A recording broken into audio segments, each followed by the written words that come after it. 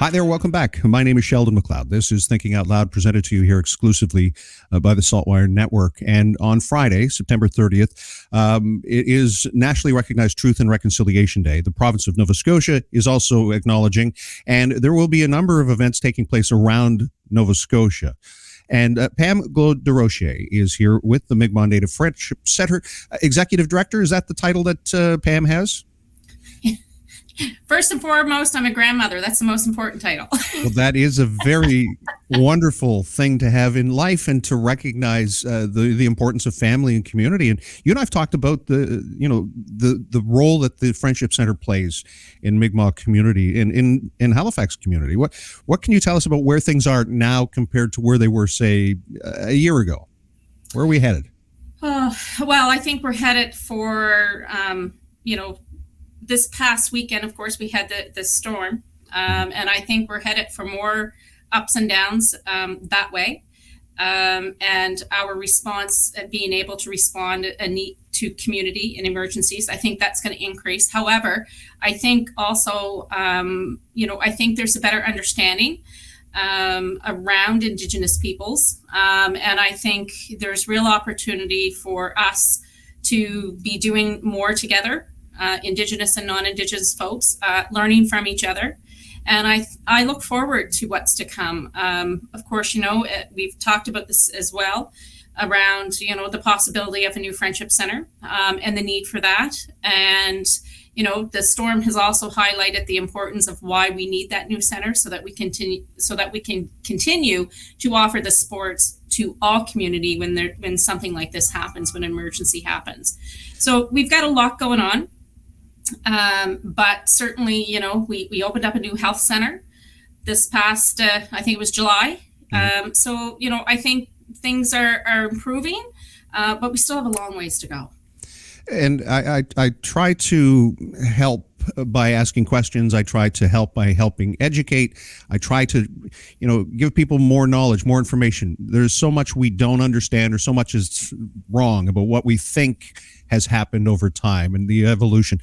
And when I reached out at first to talk with someone from the Mi'kmaq Native Friendship Centre, it was at the time of the Queen's passing and the King's ascension to the throne, and the relationship between the monarchy and First Nations. As it was widely said, we are treaty people, and nations make treaties. Treaties don't make nations, which is important to understand when we talk about the rights, the inherent rights that were signed to between the Crown and First Nations communities. Do you feel that there's enough education about why we say, or why it's said, that we are treaty people?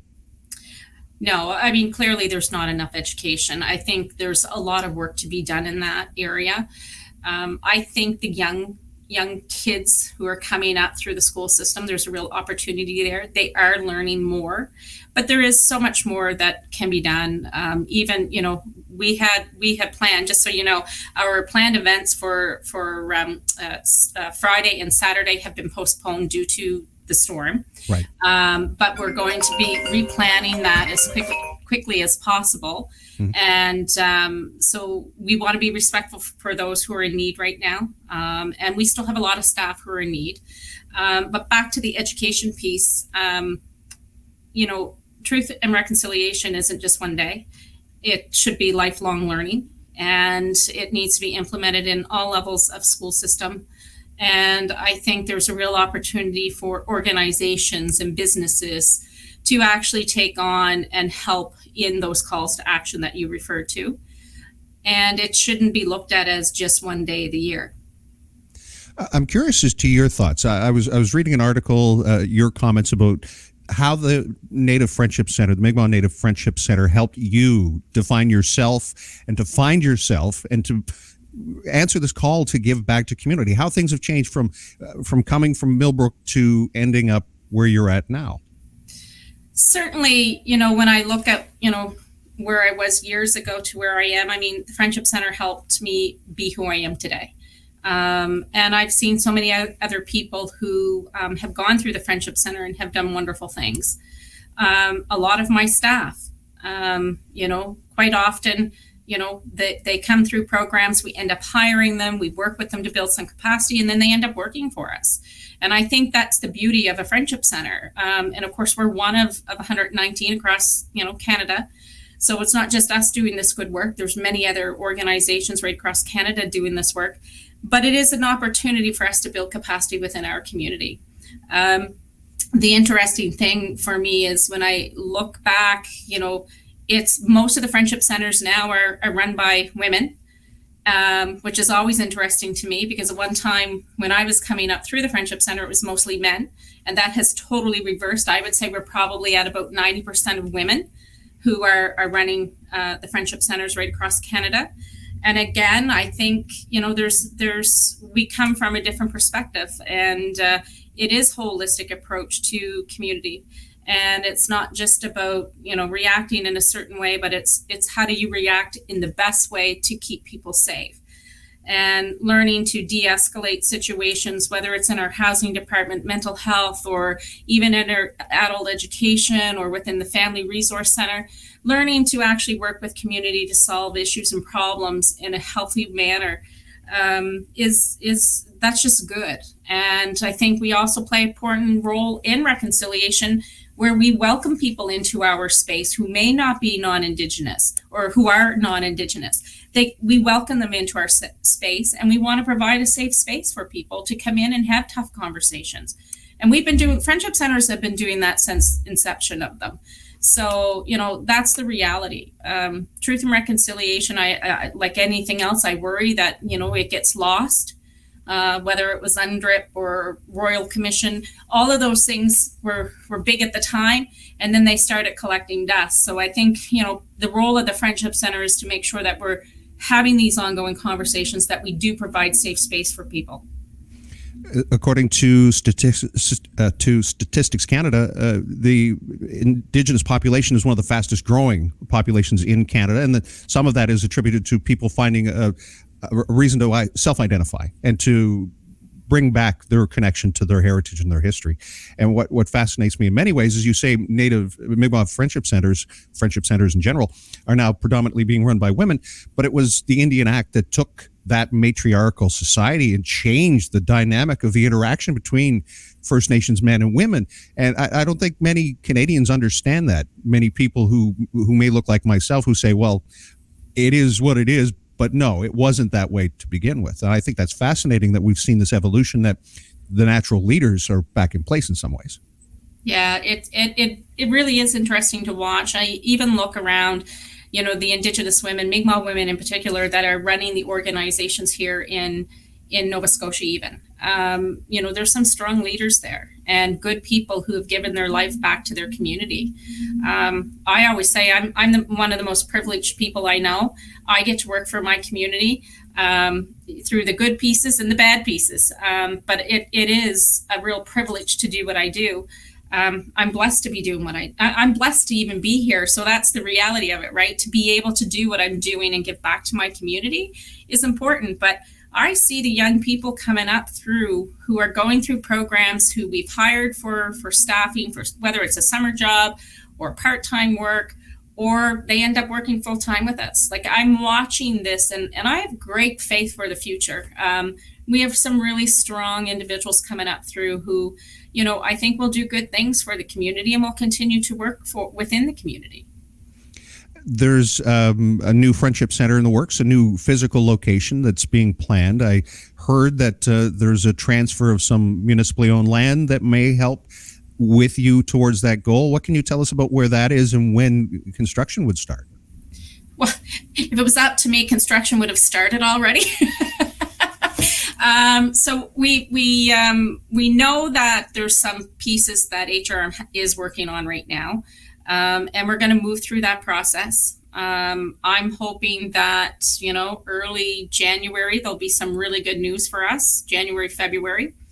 And we know that that's moving and working and being pushed forward. Again, thankful to all the councillors and the mayor for their continued support. Does it get frustrating? Absolutely, it gets frustrating. Because for me, in my mind, it should be done. We'll continue to work with them and get us over the next few months and some key pieces. And then, of course, I'm sure people have seen we've had 2 announcements that have been canceled, one due to the Queen's passing and one due to the hurricane on Monday, which was yesterday. And so we're looking to reschedule that as quickly as possible. And we're hoping that that'll be some really good news for community. And I guess to just refresh my memory, you did at one point tell me that the numbers of Mi'kmaq, Indigenous First Nations community members who are struggling with homelessness, it's disproportionate based on population. Yeah. Has that situation changed at all in the last year? No, it's actually gotten worse. And we know that. And there's challenges. There's just no supply. There's no place for people to go. We have a couple projects in the work. Hopefully we'll be open in January. I keep saying next month, but of course everybody's struggling right now with construction, trying to get things done and on time. So we're hoping that will help alleviate. But the reality is we need the long-term housing as well. Transitional housing is a piece of it, but even once we have people in transitional housing, once they're ready to move on, we cannot find true affordable housing.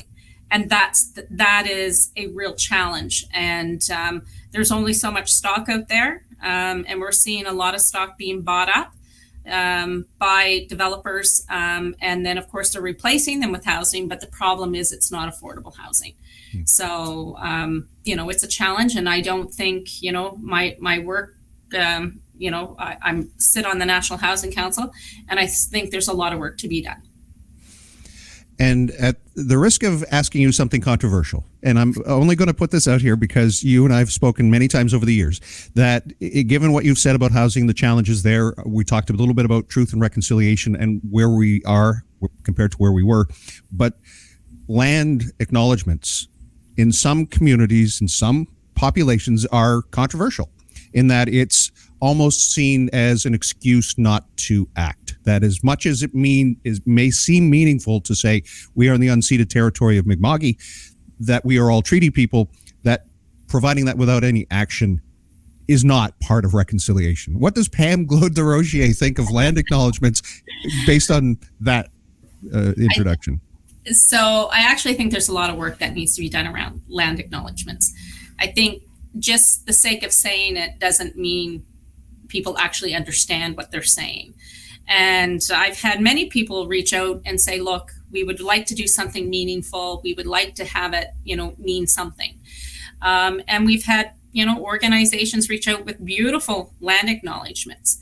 And but then, you ask, okay, so what are you actually doing to help support, the shift in understanding what that is? And a lot of times the reality is people don't know what to do with it or how to help.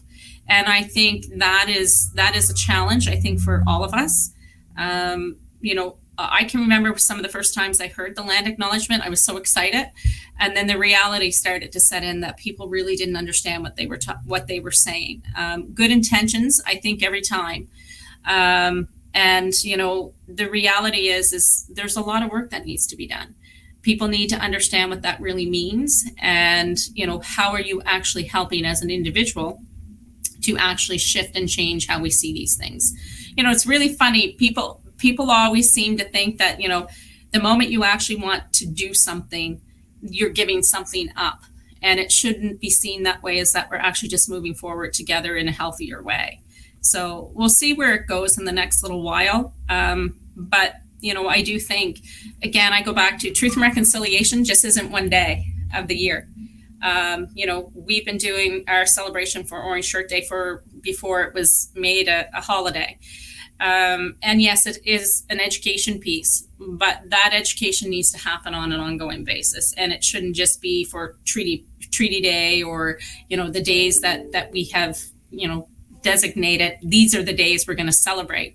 It's a holiday. It's not a holiday. It should be an education day. And I think even that in itself is getting people to think differently.